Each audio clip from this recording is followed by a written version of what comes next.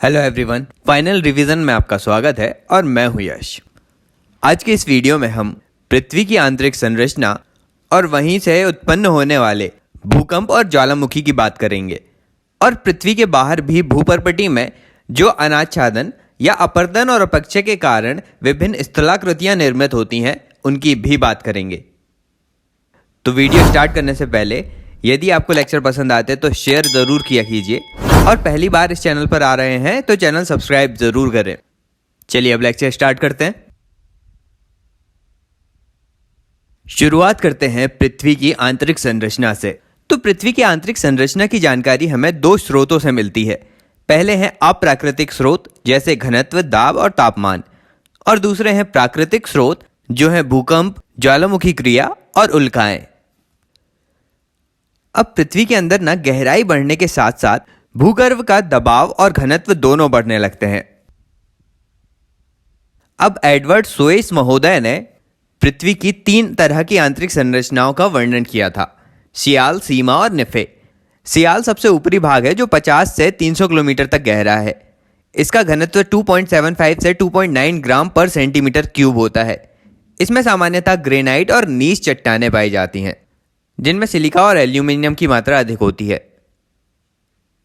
इसके बाद दूसरा है सीमा, जो पृथ्वी के अंदर 1000 किलोमीटर से 2900 किलोमीटर के बीच का क्षेत्र है।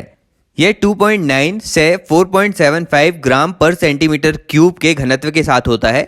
इसमें बेसाल्ट और ग्रेबो चट्टान होती हैं। फिर तीसरा आता है 2900 किलोमीटर से पृथ्वी के केंद्र तक का क्षेत्र, निफे। यहाँ का घनत्व 11 से 12 ग्राम पर सेंटीमीटर क्यूब है। यहाँ भारी धातुएं पाई जाती हैं, निकेल और आयरन जैसी। तो ये 3 स्टेजेस में वर्गीकरण था सोएस महोदय के द्वारा। अब आधुनिक मत के अनुसार पृथ्वी की आंतरिक संरचना देख लेते हैं। तो ये 3 प्रकार की है: भूपर्पटी या क्रस्ट, दूसरा है मेंटल और तीसरा है क्रोड। अब आधुनिक मत के अनुसार ना ये जो आंतरिक संरचना है पृथ्वी की, ये 5 असंबद्धताओं से डिवाइड होती हैं। मतलब 5 स्तर पर इनके संगठनों में परिवर्तन देखा जा सकता है। इसकी शॉर्ट ट्रिक है कोन मोहो रेप्टी गुटले है। इसी से याद रखिएगा। पहली असंबद्धता है कोनार्ड, जो भूपर्पटी या क्रस्ट के मध्य होती है। ये ऊपरी क्रस्ट को निचले क्रस्ट से अलग करती है। अब टोटल भूपर्पटी या क्रस्ट की गहराई होती है 30 किलोमीटर और ऊपरी क्रस्ट का घनत्व 2.8 ग्राम पर सेंटीमीटर क्यूब के साथ यहाँ ग्रेनाइट चट्टान होती है। वहीं निचले क्रस्ट में 3 ग्राम पर सेंटीमीटर क्यूब के साथ बेसाल्ट चट्टान होती है। अब 30 किलोमीटर के बाद जहाँ क्रस्ट खत्म होता है वहीं से मेंटल शुरू हो जाता है और क्रस्ट तथा मेंटल को 30 किलोमीटर में उपस्थित मोह असंबद्धता द्वारा विभाजित किया जाता है। अब मेंटल भी रेप्टी असंबद्धता के द्वारा 2 भागों में विभाजित होता है।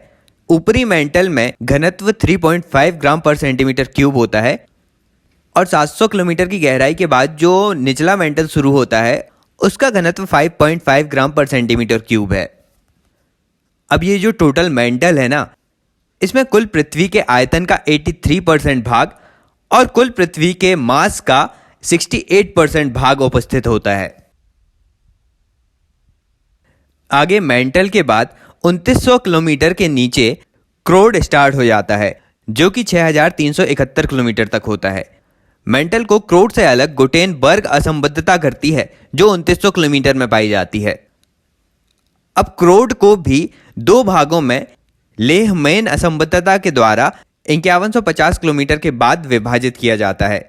अब यहाँ टोटल क्रोड का घनत्व 13.6 ग्राम पर सेंटीमीटर क्यूब होता है। यहाँ कुल पृथ्वी के द्रव्यमान या मास का 32% भाग और आयतन का 16% भाग उपस्थित होता है।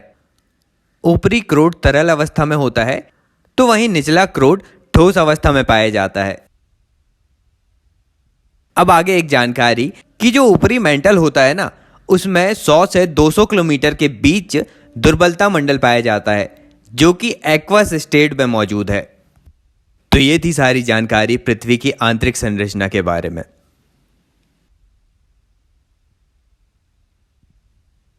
अब इस वीडियो के अगले टॉपिक में बात करते हैं भूकंप के बारे में। अब भूकंप की परिभाषा इस प्रकार है कि धरातल के नीचे अथवा ऊपर चट्टानों के लचीलेपन या गुरुत्वाकर्षण की समस्थिति में क्षणिक अवस्था उत्पन्न होने पर जो कंपन या लहर उत्पन्न होती है उसे ही भूकंप कहा जाता है। जहां से भूकंप उत्पन्न होता है उसे मूल या फोकस कहा जाता है और पृथ्वी की सतह पर पहला बिंदु जहां पर भूकंप का पहला प्रभाव आता है उसे एपिसेंटर कहते हैं। अब भूकंपी तरंगें तीन प्रकार की होती हैं, पी वेव, एस वेव और एल वेव्स। इन्हें हम बाद में देखेंगे। पहले बात करते हैं भूकंप की तीव्रता के बारे में। तो भूकंप की तीव्रता को मर्कली स्केल के द्वारा मापा जाता है जो 1 से 12 तक के अंकों में तीव्रता दर्शाती है। भूमि की तीव्रता भूमि में गति और मानव में प्रभाव के द्वारा दिखाई जाती है। इसमें इमारतों, बांधों, पुलों आदि को कितना नुकसान हुआ उस आधार पर भूकंप की तीव्रता मापी जाती है। यह एक गुणात्मक मापन है। इसके बाद भूकंप का परिणाम आता है। इसे सीस्मोग्राफ यंत्र या रिएक्टर स्केल के माध्यम से मापा जाता है। ये लघु गुणक पैमाना है जो कि भूकंप द्वारा मुक्त की गई कुल ऊर्जा की माप भूकंप की तरंग, आवृत्ति और आयाम पर निर्भर होता है। चलिए अब भूकंपी तरंगों या लहरों की बात करते हैं। तो इसमें पहली है पी वेव या अनुदैर्घ्य या लॉन्गिट्यूडिनल वेव्स। पी वेव्स में तरंग संचलन की दिशा और दोलन की दिशा एक ही होती है। इसकी स्पीड 8 किलोमीटर पर सेकेंड है। यह ठोस, द्रव और गैस तीनों माध्यमों में गति कर सकती है। दूसरी है एस वेव, अनुप्रस्थ तरंग या गौण तरंग। एस वेव में तरंग संचलन की दिशा और कणों के दोलन की दिशा 90 डिग्री में या समकोण पर होती है। इसकी स्पीड 4 किलोमीटर पर सेकेंड होती है। यह सिर्फ ठोस में गतिशील होती हैं। इसके बाद आता है एल वेव या धरातली तरंगें। ये धरातल में ही गतिमान होती हैं और तीनों माध्यमों ठोस, द्रव, गैस तीनों में गतिशील होती हैं। इनकी गति 3 किलोमीटर पर सेकेंड है। अब पी, एस और एल तरंगों के अलावा दो तरह की युग्म तरंगें भी होती हैं, PGSG और P*S*। चलिए अब आगे भूकंप के वर्गीकरण की बात करते हैं। तो दो आधारों पर इसे वर्गीकृत किया गया है। पहला मूल की गहराई के आधार पर। तो ये 3 प्रकार के होते हैं। पहला साधारण या उथले भूकंप जो 0 से 50 किलोमीटर की गहराई से उत्पन्न होते हैं। दूसरे मध्यवर्ती 50 से 250 किलोमीटर की गहराई से। और तीसरे गहरे भूकंप जो 250 से 700 किलोमीटर की गहराई से उत्पन्न होते हैं। भूकंप के वर्गीकरण का दूसरा आधार है उत्पत्ति के कारकों के आधार पर। इसमें प्राकृतिक कारकों में ज्वालामुखी जनित भूकंप, भ्रंश मूलक भूकंप, संतुलन भूकंप और विवर्तनिकी भूकंप आते हैं। और मानवीय कारण में खनन, परमाणु परीक्षण और कृत्रिम झीलों के निर्माण जैसी प्रक्रियाएं आती हैं। अब भूकंप की उत्पत्ति के कारणों की यदि बात करें तो भूकंप ज्वालामुखी, भूपटल भ्रंशन, जलीय भंडार, गैसों के फैलाव, भूसंतुलनकारी बल, प्लेट विवर्तनिकी आदि के माध्यम से उत्पन्न होते हैं। अब आगे सर्वाधिक भूकंप विश्व के लगभग 68% भूकंप परिप्रशांत या प्रशांत तटीय पेटी में आते हैं। इसके बाद मध्य महाद्वीपीय या भूमध्य सागरीय पेटी में 21% भूकंप आते हैं और उसके बाद मध्य अटलांटिक पेटी में आते हैं। इसके अलावा मृत घाटी से होकर नील नदी से होकर तंजानिया तक की जो बेल्ट है उसमें भूकंप आते हैं और अदन की खाड़ी से हिंद महासागर तक के क्षेत्र में भी आते हैं। अब भूकंप आने से भूकंप का प्रभाव सकारात्मक भी हो सकता है और नकारात्मक भी। सकारात्मक प्रभावों में हमें भूकंप के माध्यम से भूगर्भ की जानकारी मिलती है। मृदा निर्माण में यह सहायक होते हैं। नई नई स्थलाकृतियों का निर्माण करते हैं। झील, ग्लेशियर, धुआंरे, हॉट स्प्रिंग आदि भूकंप से निर्मित कुछ स्थलाकृतियां हैं। भूकंप के चलते ही समुद्र तटीय भाग नीचे धंसने से प्राकृतिक और सुरक्षित बंदरगाहों का निर्माण भी होता है। साथ ही उत्पन्न दरारों से खनिज बाहर भी आ सकते हैं भूकंप के माध्यम से। तो ये हैं भूकंप के कुछ सकारात्मक परिणाम। नकारात्मक परिणामों की बात करें तो जनधन की हानि होना, बड़े बड़े नगरों का नष्ट होना, भीषण आग लगना, भ्रंशों का निर्माण होना, नदी मार्ग का अवरुद्ध होना, बाढ़ जैसी क्रियाएं होना, भूस्खलन, भूमिगत जल की व्यवस्था में बाधा उत्पन्न होना और ऊंची ज्वारीय तरंगें और सुनामी उत्पन्न होना भूकंप के नकारात्मक परिणाम है। चलिए अब भूकंप छाया क्षेत्र की बात करते हैं। तो इसमें होता क्या है कि क्रोड जो है वह निचले भाग में एक्वस स्टेट में है। तो क्रोड से जब भी भूकंपी पी वेव्स निकलती हैं तो पी वेव्स थोड़ी डिफ्लेक्ट होते हुए निकलती हैं, और चूंकि क्रोड का भाग एक्वस स्टेट में है तो इसमें एस वेव निकल नहीं पाती हैं। इसीलिए पी वेव्स के डिफ्लेक्ट होने के कारण 143 डिग्री का जो हिस्सा होता है वह भूकंप के प्रभाव क्षेत्र में नहीं आ पाता। इसे ही भूकंप छाया क्षेत्र कहा जाता है। तो ये सारी बातें थी भूकंप या अर्थक्वेक के बारे में।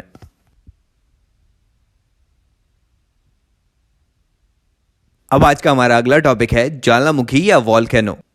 तो पृथ्वी पर घटित होने वाली आकस्मिक घटना जिससे भूपटल पर अचानक विस्फोट होता है, जिसके कारण लावा, गैस, कंकड़, पत्थर आदि निकलते हैं। तो इसे ही ज्वालामुखी क्रिया कहा जाता है।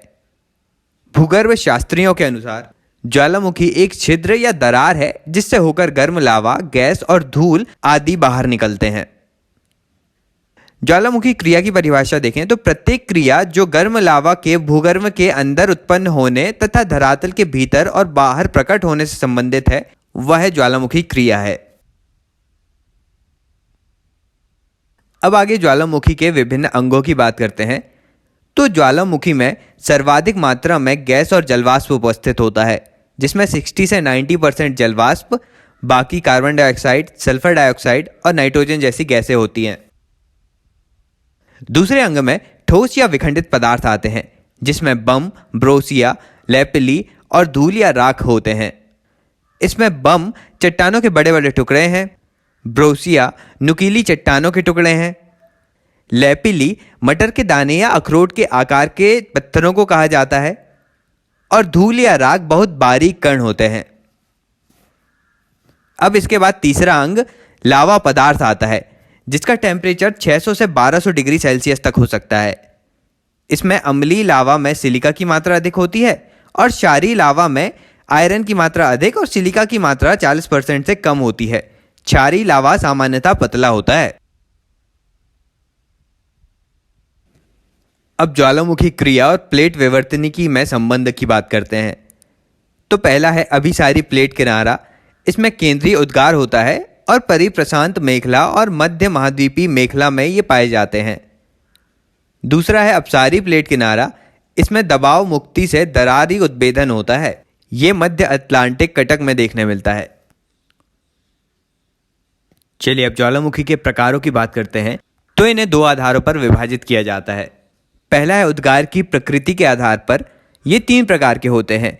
केंद्रीय उद्गारी ज्वालामुखी, जिसमें हवाई तुल्य, स्ट्रोम्बेली तुल्य, वॉल्केनो तुल्य, पिलियन तुल्य और प्लीनियन तुल्य होते हैं। इसमें केंद्र से उद्गार होता है। दूसरे हैं दरारी उद्गार।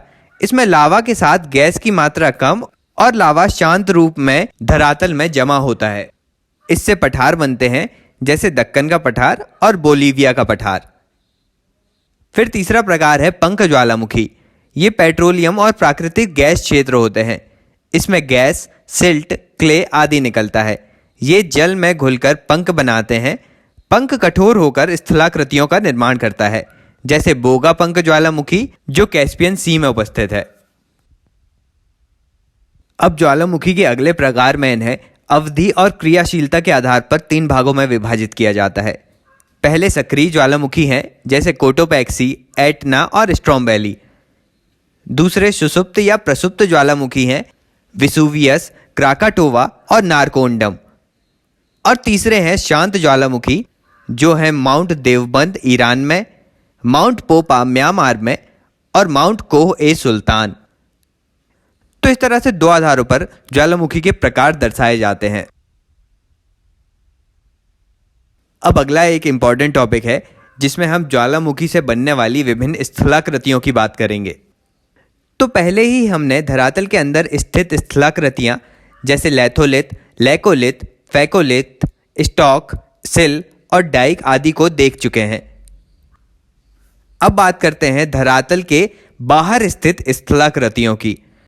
तो इसमें पहला है केंद्रीय उद्गार से निर्मित जो स्थलाकृतियां हैं।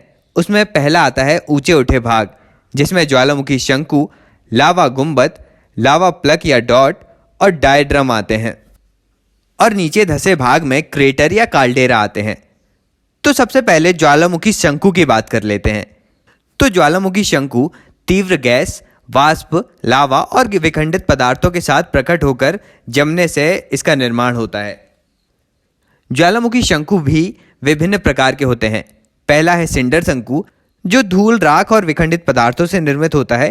इसकी ऊंचाई कम और ढाल अवतलाकार होता है, जैसे माउंट जोरल्लो मैक्सिको में और माउंट एजाल्को सैन सैल्वाडोर में। अब दूसरा प्रकार है मिश्रित शंकु या परतदार शंकु। ये भी लावा, राख और अन्य पदार्थों से निर्मित होता है। इनमें लावा का जमाव विभिन्न लेयर्स में होता है। ये सबसे बड़े और सबसे ऊंचे शंकु होते हैं, जैसे माउंट रेनियर। इसके बाद आते हैं परपोषित शंकु। तो इसमें मुख्य नली से छोटी छोटी कई उप शाखाएं निकलकर मुख्य शंकु से ही छोटे छोटे शंकु का निर्माण करती हैं, जैसे माउंट सनिस्ता और माउंट सास्तो। फिर फोर्थ आता है बेसिक लावा शंकु या पैटिक शंकु, या जिसे सिल्ट शंकु भी कहते हैं। इसका ढाल बहुत मंद होता है। इसका लावा पतला और हल्का होता है। सिलिका की मात्रा कम और इसकी ऊंचाई भी कम होती है। अगला आता है एसिड लावा शंकु, जिसमें लावा काफी गाढ़ा और चिपचिपा होने के कारण जल्दी ठंडा हो जाता है, जिससे ढाल तीव्र होता है। अगला आता है लावा प्लग या डॉट। यह ज्वालामुखी के शांत होने के बाद छिद्र में जो लावा का जमाव हो जाता है उसे ही डॉट कहा जाता है। शंकु अपर्दन के बाद यह प्लग स्पष्ट रूप से दिखता है। अब जब ज्वालामुखी की पूरी नली भरकर कठोर हो जाती है तो इसे ज्वालामुखी ग्रीवा कहते हैं। आगे आता है डायड्रम। इसमें जब नली और मुख ब्रोसिया से भर जाएं तो इसे डायड्रम कहते हैं। तो ये सारी बातें थी ज्वालामुखी के बारे में। अब आज के अगले टॉपिक में अनाच्छादन या अपक्षय अपर्दन की क्रिया की बात करते हैं और उनसे निर्मित स्थलाकृतियों की भी बात करेंगे। तो अपक्षय क्रिया के अंतर्गत विभिन्न चट्टानों या स्थलाकृतियों को छोटे छोटे टुकड़ों में तोड़ा जाता है और अपर्दन के फलस्वरूप उन्हें एक स्थान से दूसरे स्थान प्रवाहित किया जाता है। अब अपक्षय और अपर्दन यांत्रिक, रासायनिक और प्राकृतिक कारकों के द्वारा घटित होने वाली प्रक्रियाएं हैं। अनाच्छादन के कारकों की बात करें तो इनमें नदी, पवन, हिमानी, समुद्री जल और भूमिगत जल आते हैं। चलिए अब अपक्षय के प्रकार की बात करते हैं। इसमें पहला आता है भौतिक या यांत्रिक अपक्षय।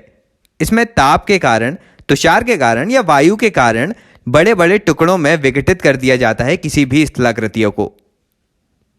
फिर रासायनिक अपक्षय आता है, जिसमें ऑक्सीडेशन, कार्बोनेशन, जल योजन आदि जैसी क्रियाएं होती हैं, जिसमें कोई भी स्थलाकृति बारीक कणों में विभाजित होती है।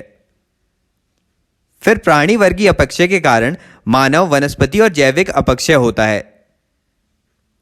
इसके बाद आता है जैव रासायनिक अपक्षय, जो शैवालों के द्वारा और रासायनिक कारकों के द्वारा संपन्न होता है। अब आगे अपक्षय को प्रभावित करने वाले कारकों में चट्टानों का संगठन और उसकी संरचना, स्थल के ढाल का स्वभाव, जलवायु की भिन्नता और वनस्पति के प्रभाव आदि प्रमुख हैं। चलिए अब अनाच्छादन से बनी स्थलाकृतियों में सबसे पहले नदियों से बनने वाली स्थलाकृतियों की बात करते हैं। इसमें सर्वप्रथम अपर्दन की शक्ति का सिद्धांत देखते हैं, जिसमें नदी की अपवहन शक्ति नदी के वेग के वर्ग के समानुपाती होती है। मतलब यदि वेग दुगना कर दिया जाए नदी का तो इसकी अपर्दन शक्ति 4 गुनी हो जाती है। इसके बाद नदी का परिवहन शक्ति का सिद्धांत आता है, जिसमें नदी की परिवहन शक्ति नदी के वेग की पावर 6 के समान होती है। इसमें यदि नदी का वेग दुगना किया जाए तो नदी की परिवहन शक्ति 64 गुनी हो जाती है। इसे गिलबर्ट की छठी शक्ति का नियम भी कहते हैं।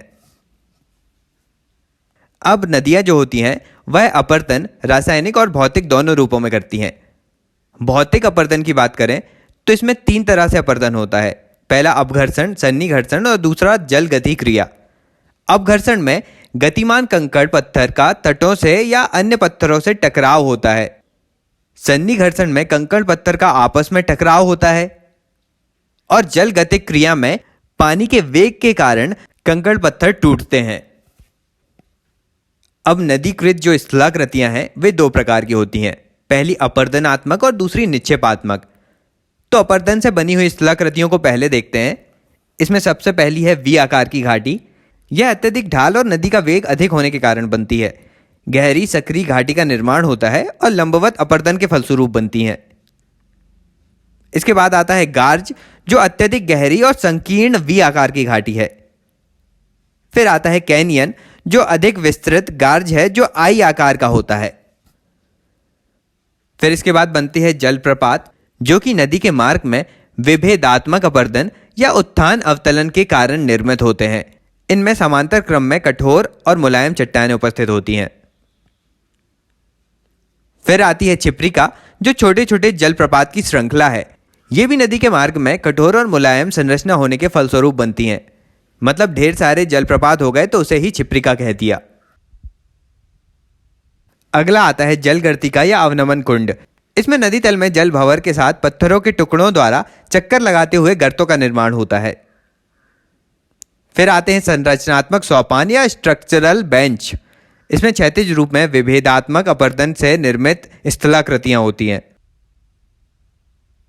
फिर अगली आती है नदी वेदिका, जिसमें पुनरुत्थान या पुनर्यौवन के कारण विकसित स्थलाकृति बनती है, जो तली के निरंतर उत्थान के फलस्वरूप बनती है।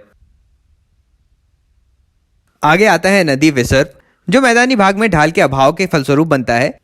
इससे यत्र तत्र नदी मार्ग में छल्ला या लूप के समान घुमावदार घाटी बनती है। विसर्प की ग्रीवा सीधी हो जाने से गोखुर झील का निर्माण होता है, जैसा आप चित्र में देख सकते हैं। अगला आता है संप्राय मैदान या पैनी प्लेन।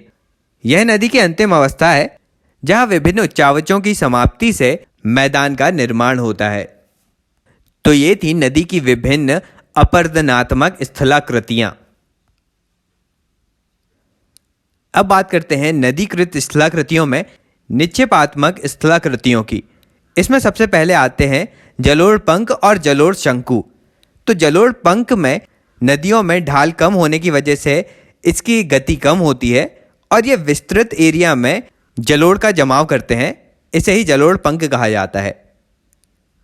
फिर आता है जलोढ़ शंकु। इसमें नदी का ढाल तीव्र होने की वजह से स्पीड भी अधिक होती है, जिसके चलते जलोढ़ का जमाव कम क्षेत्र में होता है। अब अगला है प्राकृतिक तटबंध। ये नदियों के बहाव के दोनों ओर तटों पर जमा हुए कम ऊंचाई वाले कटक होते हैं। आगे है बाढ़ का मैदान।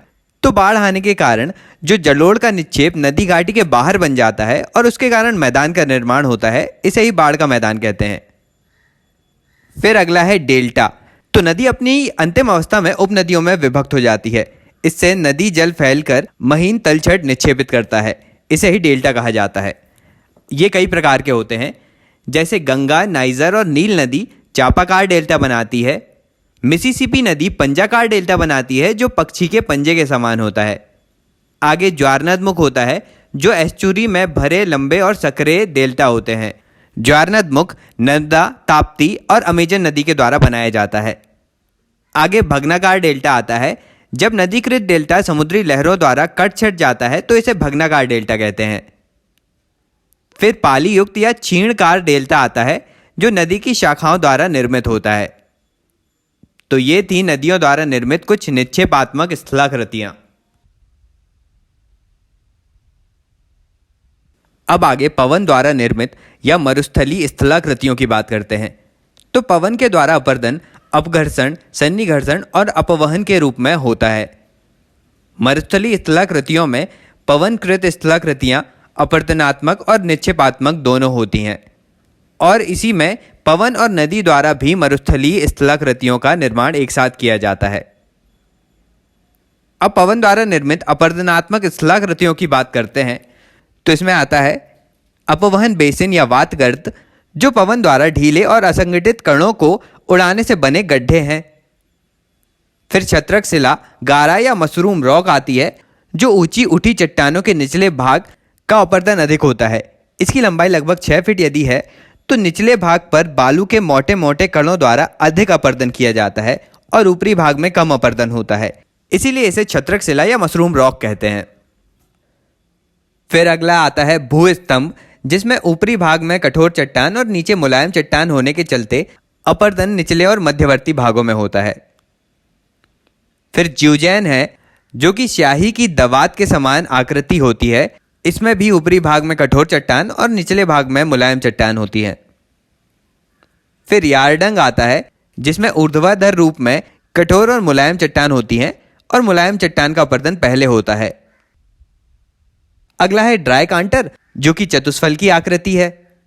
फिर जालीदार पत्थर विभिन्न स्वभाव वाले पदार्थों से निर्मित चट्टानों में जब विभेदात्मक अपर्दन होता है तो यह जालीदार पत्थर बनाता है। फिर इंसेलबर्ग या बोन हर्ट आते हैं, जो कि समतल सतह पर उभरे हुए कुछ टीले के समान दिखते हैं। ये थी अपर्दनात्मक स्थलाकृतियां। आगे है पवन द्वारा निर्मित निक्षेपात्मक स्थलाकृतियां। पहला है उर्मी चिन्ह, जो मंद गति से बहती पवन द्वारा शुष्क भाग में उठी लहरदार समांतर बालुका लाइंस होती हैं। दूसरी है बालुका स्तूप, जो रेत के स्तूप होते हैं। ये भी कई प्रकार के होते हैं। इसमें पहला है अनुप्रस्थ बालुका स्तूप, जो पवन की दिशा में निर्मित होते हैं। दूसरे अनुप्रस्थ स्तूप पवन की दिशा के लंबवत निर्मित होते हैं। तीसरे हैं बरखान, जो चंद्राकार या चापाकार अनुप्रस्थ स्तूप हैं। चौथे हैं लूनेट, जिसमें बालुका स्तूप का निर्माण लघु गर्तों के पीछे होता है। पांचवा है नेपखा, जिसमें बालुका स्तूप का निर्माण झाड़ियों के पीछे होता है। अब इसके बाद पवनकृत निक्षेपात्मक स्थलाकृतियों में चीखा निक्षेप आते हैं, जिसमें लोयस है। ये लोयस मरुस्थल की सीमा के पार से बड़ी मात्रा में लाए गए अति सूक्ष्म कणी धूल के वृहद निक्षेप होते हैं। हिमकणों के लोयस को लिमन और मरुस्थली और हिम निर्मित लोयस को एबेट कहा जाता है। आगे चीका निक्षेप में पेडिमेंट भी आता है। तो ये सभी थी पवन निर्मित निक्षेपात्मक स्थलाकृतियां। अब आगे बात करते हैं हिमानीकृत स्थलाकृतियों की। तो प्रोफेसर हाजी ने हिमनदों की गतिशीलता की परिभाषा दी थी और प्रोफेसर लुई एगेरिन ने हिमनदों की गतिशीलता को प्रमाणित किया था। अब हिमानीकृत स्थलाकृतियों में सबसे पहले देखते हैं अपर्दनात्मक स्थलाकृतियों को। तो इसमें यू आकार की घाटी, लटकती घाटी, सर्क या कोरी, सर्क झील या टॉन झील, अरेते, नुनाटक, श्रृंगपुच्छ, रोजमुटौने या भेड़ पीठ शैल, हिमसौपान, पेटरनास्टर झील और फ्योर्ड आते हैं। आगे निक्षेपात्मक स्थलाकृतियां दो प्रकार की हैं। पहली अस्तरित, जो कि हिमरेखा के अंदर हिमानी द्वारा निर्मित संरचनाएं हैं। इसमें हिमोड़ और ड्रमलिन आते हैं। दूसरी निक्षेपात्मक स्थलाकृति के अंतर्गत स्तरित स्थलाकृति आती है, जिसमें हिमरेखा के बाहर और हिमानी तथा जल द्वारा संयुक्त रूप से निर्मित संरचनाएं आती हैं। इसमें एस्कर, कैम, कैटेल और हमक, हिमनद अवक्षेप आदि स्थलाकृतियां हैं।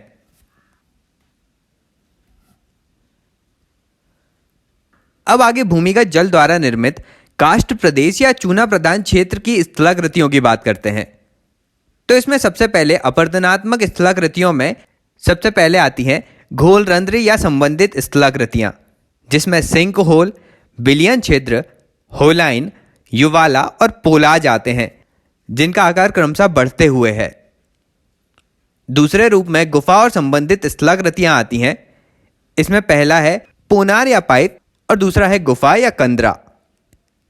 इसके बाद अपर्दनात्मक स्थलाकृतियों में सतही स्थलाकृति आती है। अब ये कौन कौन सी हैं देखते हैं।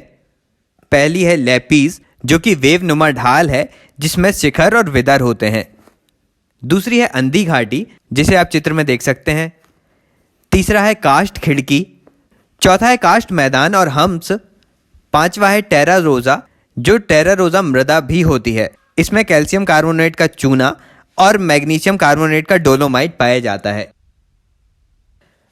अब काष्ठ या चूना प्रधान प्रदेशों में निक्षेपात्मक स्थलाकृति की बात करें तो गुफा या कंदरा में छत से नीचे की ओर लटकता हुआ भाग स्टेलेक्टाइट कहलाता है और धरातल में ऊपर की ओर निकला हुआ स्तंभनुमा भाग स्टेलैग्माइट कहलाता है। जब ये स्टेलेक्टाइट और स्टेलैग्माइट आपस में मिल जाते हैं तो इसे गुफा स्तंभ कहते हैं। फिर आता है ट्रेपेंटाइन, जो कि तीव्र वाष्पीकरण से बना हुआ चूना निक्षेपित टीला है। तो ये थी भूमिगत जल द्वारा निर्मित या काष्ठ प्रदेशों की स्थलाकृतियां।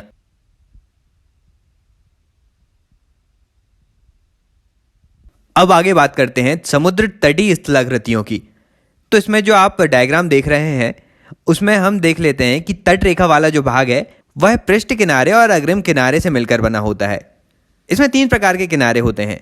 सुदूर किनारा, जहां पर हमेशा जल भरा हुआ होता है। अग्रिम किनारे में उच्च ज्वर के समय ही जल भरा होता है और पृष्ठ किनारे में जल बहुत कम पहुंचता है। अब समुद्री तरंगों के द्वारा निर्मित स्थलाकृतियां हैं समुद्री भृगु, भूजिह्वा, लैगून झील, रिया तट जो भारत के पश्चिमी तट में है, स्टैक और डालमेंसिया जो यूगोस्लाविया के तट पर है। अब विभिन्न समुद्री लहरों की यदि बात करें तो तट के समांतर चलने वाली धारा को बेलाचली धारा कहते हैं। तट से टकराकर वापस लौटने वाली लहरों को बैकवास कहा जाता है। समुद्र में पवन के संपर्क में आकर जो विभिन्न आवृत्ति की तरंगें उत्पन्न होती हैं उन्हें सी वेव कहा जाता है। और जब ये सी वेव वायु के संपर्क से आगे बढ़ती हैं तो इसे स्वैल कहते हैं। स्वैल में ही सुरंग और गर्त का निर्माण होता है और सुरंग जब गर्त से अलग होकर टूटता है तो सुरंग के टूटने को सर्फ, श्वास या ब्रेकर कहा जाता है। तो ये सारी बातें थी समुद्र तट और उससे संबंधित स्थलाकृतियों तथा विभिन्न धाराओं के बारे में। तो आज के सारे टॉपिक कंप्लीट हो गए। बस लेक्चर यहीं रोकते हैं। लेक्चर अच्छा लगा होगा तो लाइक कर दीजिएगा। चैनल पर पहली बार आ रहे हैं तो चैनल सब्सक्राइब जरूर करना है। ज़्यादा से ज़्यादा वीडियो को शेयर भी किया कीजिए। अभी के लिए चलता हूँ, मिलते हैं अगले वीडियो में एक नए टॉपिक के साथ। Thank you so much for listening.